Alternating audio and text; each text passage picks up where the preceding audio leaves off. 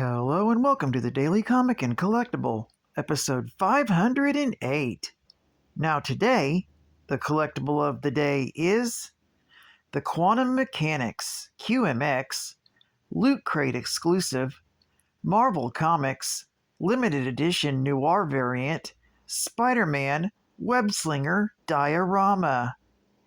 After appearing in Amazing Fantasy 15, Spider-Man has won the hearts and minds of children and adults everywhere, always reminding everyone that with great power, there must also come great responsibility.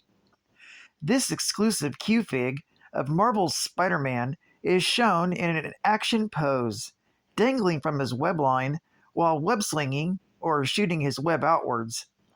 This diorama statue was created as part of a limited edition, black and white, noir version. Spidey is swinging freely from the lamppost stand and makes an excellent out-of-box display piece. But for collectors, this diorama also comes with a window display box with an added bonus backdrop depicting a New York street scene, the home of your friendly neighborhood Spider-Man. This Q-Fig diorama measures close to 6 inches in height and was a Loot Crate exclusive limited edition noir variant, licensed by Marvel and released by Quantum Mechanics. Now, the comic of the day is Peter Parker, the Spectacular Spider-Man, Volume 1, Issue number 63, with the cover date of February 1982, with story by Bill Mantlo, art by Greg LaRocque, and cover by John Romita Jr. This issue is titled Firebug. The story opens outside the Lucida Medical Center. An arsonist prepares to light the building on fire. Before he can set the blaze, there is an explosion from inside. Soon, firefighters arrive on the scene, as well as Spider-Man, as the hospital goes up in flames. After setting up his automatic camera, Spider-Man swings in and helps some firemen put out the danger from flaming debris. He saves the lives of firemen and then sees that there's trouble going on below. There he sees Chris Keating and his officers arresting the arsonist, who insists that he did not do it.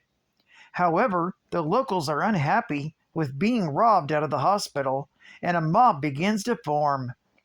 While the police arrest the arsonist, the mob tries to converge on the squad car, but Spider-Man webs them up so they can't harm anyone. Curious about why the arsonist pled that he was innocent, the web crawler decides to take a closer look. Inside, Spider-Man discovers that part of the floor has been blasted open, and a set of burned footprints leaving the hole. The web-slinger then remembers that the Lucida was built on the former site of the Finster Pharmaceuticals Company, and he thinks that the arsonist was right all along. Peter returns home to his apartment in Chelsea, where he wishes he could get information the same way Daredevil or the Fantastic Four can. Peter decides to call on his old friend, Harry Osborn, but his phone won't work. It's then that Peter realizes that he forgot to pay his phone bill. Going through his change, Peter changes into Spider-Man and goes to a nearby payphone and calls on Flash Thompson to find out if Harry can still be reached at his old phone number. Flash tells him that Harry and Liz Allen got married and moved to New Jersey.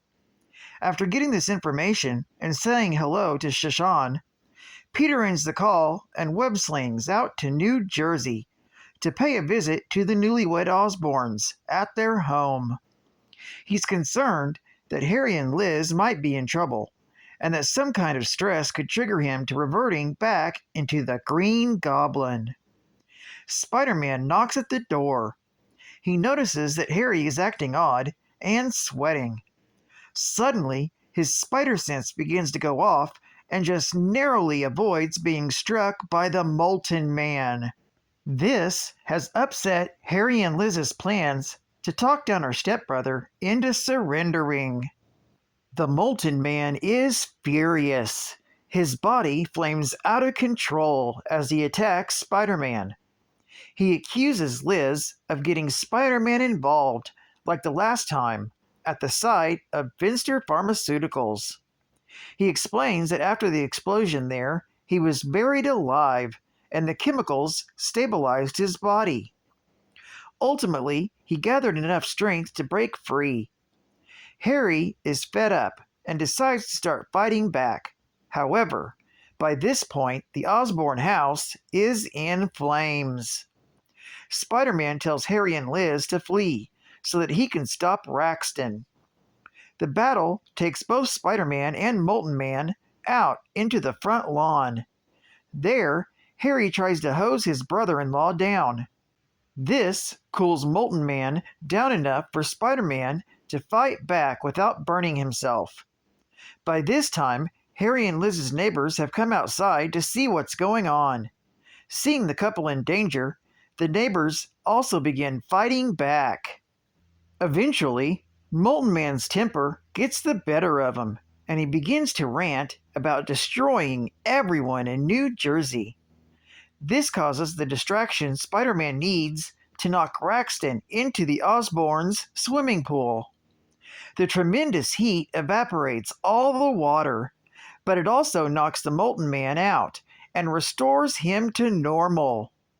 It's at this point that Harry and Liz witness their house is now a blazing inferno. Wondering what they will do while waiting to have their home rebuilt, Harry and Liz are touched that their neighbors are willing to help them out.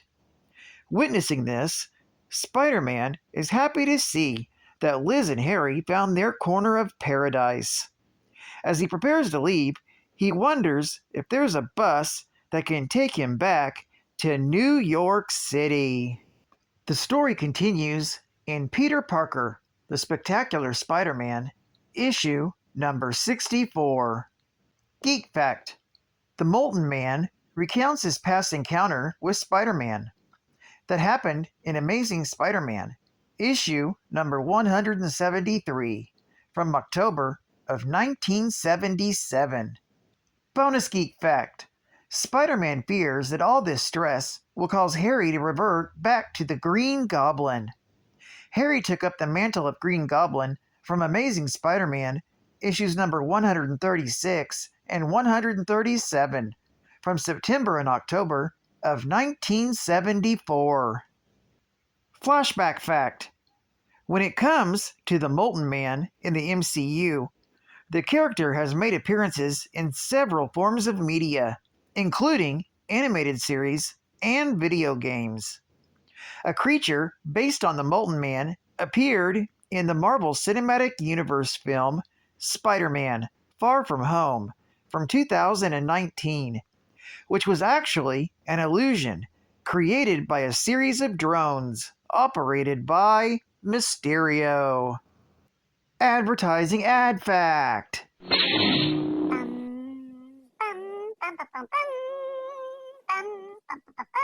discover 2 models that are out of this world. Recreate 2 of the most exciting scenes from The Empire Strikes Back: the battle on ice planet Hoth and encounter with Yoda on Dagobah. They're realistic new snap model kits from MPC. Super detailed, but super easy to put together, with all the pieces you'll need to recreate the movie scenes. The battle on Ice Planet Hoth and encounter with Yoda on Dagobah from MPC. Now, 2 of the most exciting model kits in the universe are available here on Earth. MPC, the best models come from the best kits. A Dungeons and Dragons adventure. Grimslade, Valerius, and the mysterious Saren search the dungeon for their lost companion, Indel. Indel! Indel! Suddenly, a band of evil goblins jumps from the shadows. Get them! Take their treasure! Stand back! I'll take care of them! A simple sleep spell stopped them. Come, we must find Endo. Meanwhile... Oh, my head! A light from around that corner?